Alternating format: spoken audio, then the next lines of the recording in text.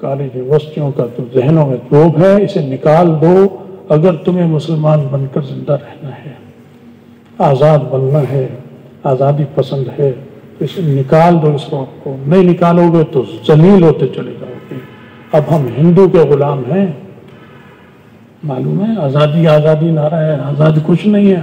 ہر چیز میں ہندوستان کے پابند ہیں، کئی چیزوں میں ہندوستان کی منظوری ہوتی ہے تو ہماری حکومت پالیسی بناتی ہے، ورنہ نہیں بنا سکتی۔